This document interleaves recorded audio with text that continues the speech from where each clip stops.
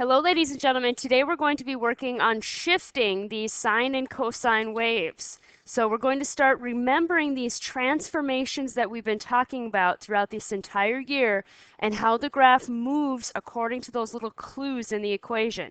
So please remember with me, we're talking about what shifted. So remember, this x squared graph is a parabola, and this plus 2 at the end means we move the vertex up 2. And that minus 5 at the end of that parabola would mean that we're talking about moving this vertex down 5 units. And then there was a little subtle difference when we started placing those values inside the parenthesis or inside the portion that was squared. All of a sudden now we're shifting left and right. So those same shifts still continue as we go throughout the year. That's the cool part about math, ladies and gentlemen. It all comes together, it all makes sense.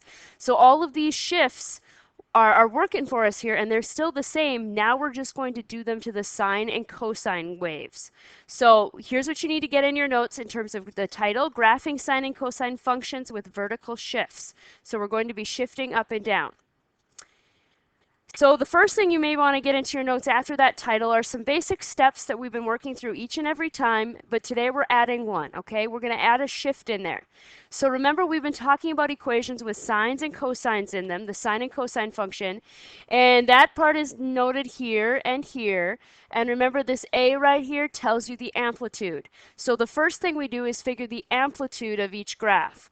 So that would be by looking at that A value, or that would be the portion of the function that we look at here, and we're going to take the absolute value of that A. Then we determine the period of our function here, and we are talking about a period of 2 pi divided by the B. And remember, the B is in front of the x. You can see that here and here. Once you figure out the period, then we determine the increment, which is the period divided by 4 or multiplied by 1/4, or 1/4 the period. Both of them are equivalent. And then step 4 now is going to include figuring out the vertical shift, so how much it moves up or down. So this value right here, k, at the end of both of these functions here, indicates that vertical shift. Are we moving up to? Are we moving down to? What's the story? And when we go ahead and find all this information, the first thing we're going to want to draw on our graph after we set up all the numbering system is the midline.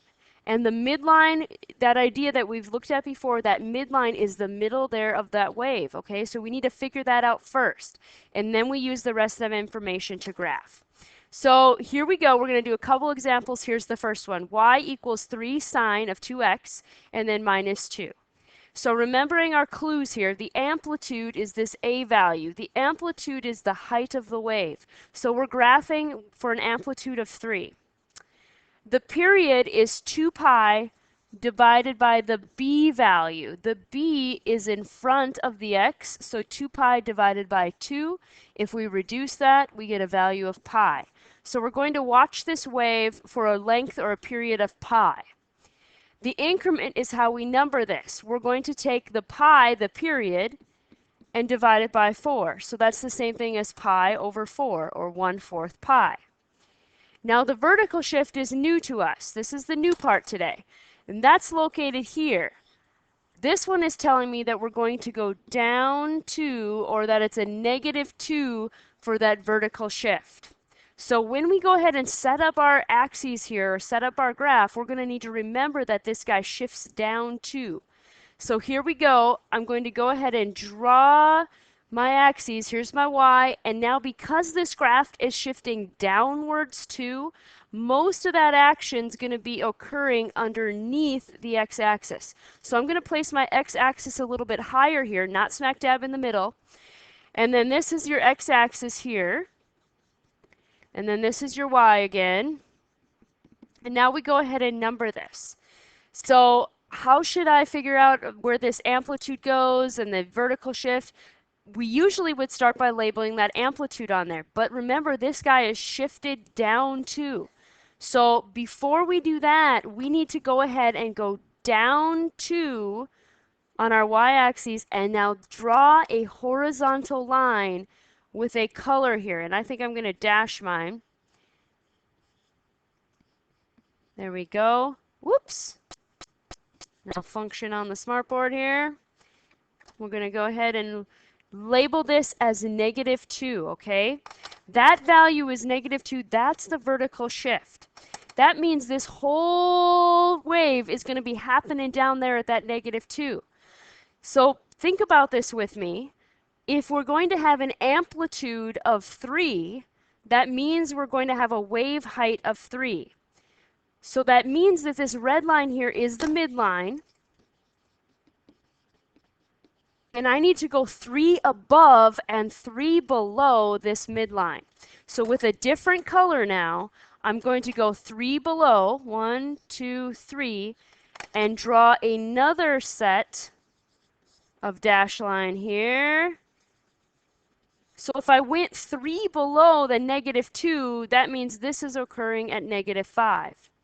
And I also need to go 3 above my midline, or my vertical shift. So here's the 1, 2 is at 0, 3 up here, and there I'm going to draw that horizontal line as well. So this now is actually 1 because 3 above -2 would be 1. And so now you can see this red line is the midline and both green lines represent the heights of that wave. So we have now kind of incorporated a little bit of a shift here. Most of the wave is going to be happening right in this area. So now when we go ahead and number our x-axes, remember we're going to number based on this increment. We're counting by pi's over 4. So make sure you're labeling this on the x-axis now.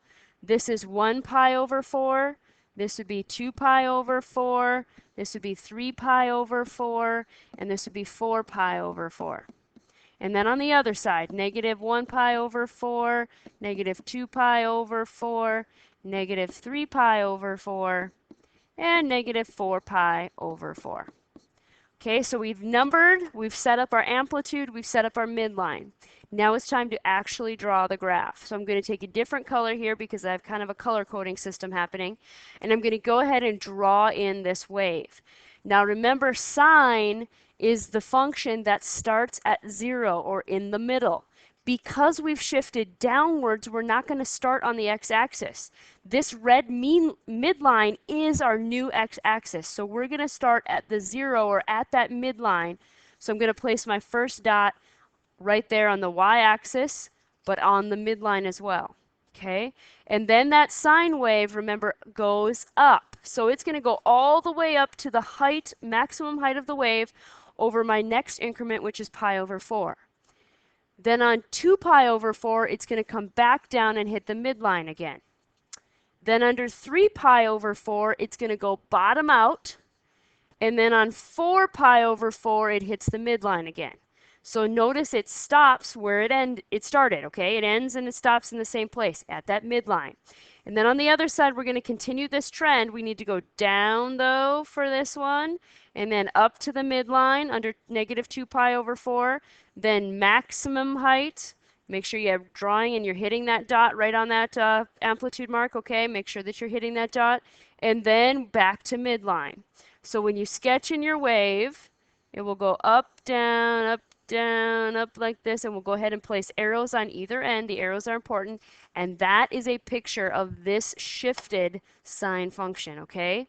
So the domain, again, ladies and gentlemen, when we fill that in, that is all reals, and the range, we're talking about the y values. Now, because we have that shift in there, notice that the y is less than or equal to 1, but greater than or equal to -5.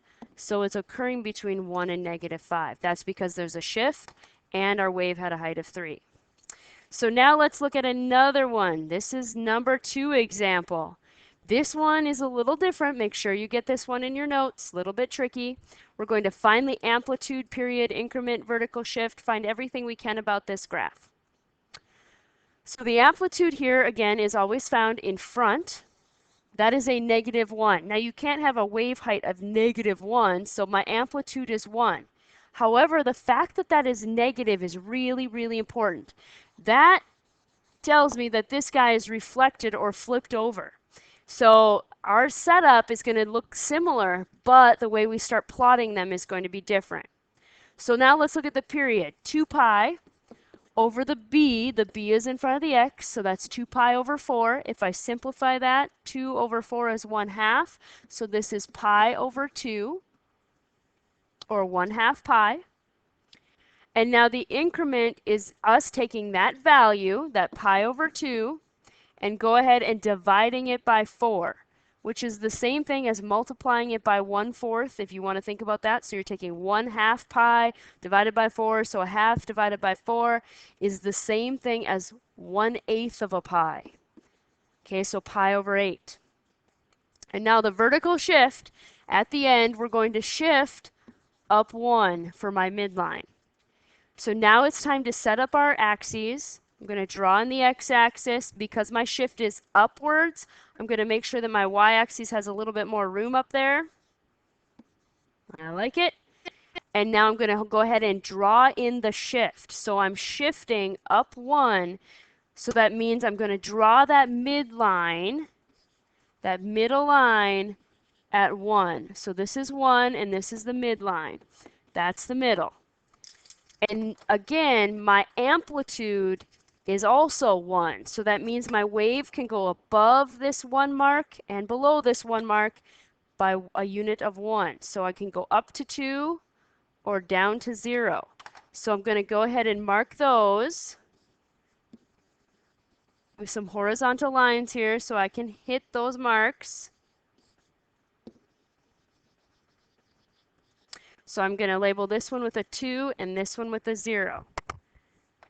All right, now it's time to set up our x-axis and go ahead and number that. Notice our increment is pi's over 8, so we're going to have 1 pi over 8, 2 pi over 8, 3 pi over 8, 4 pi over 8. And you can space these out as much as you want to. I got a little squishy there.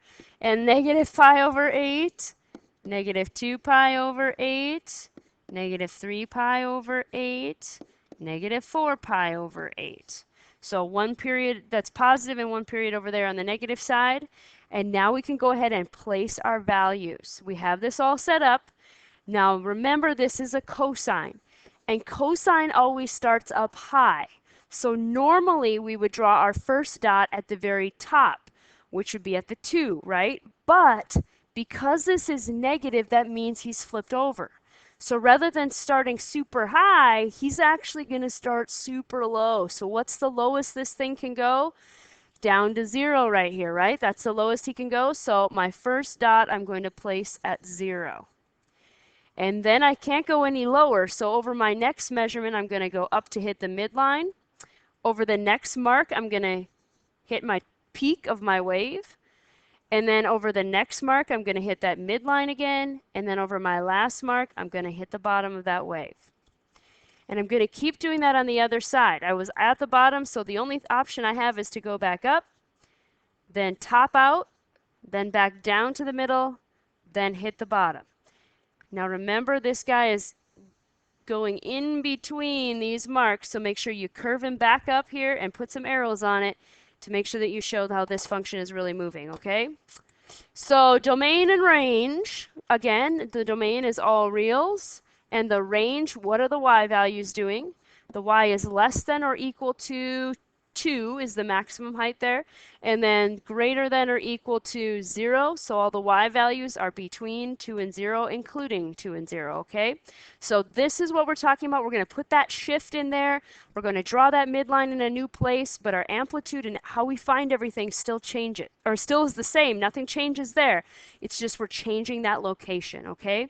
So I want to thank you for taking good notes, and I hope you're having a great day. I'll see ya.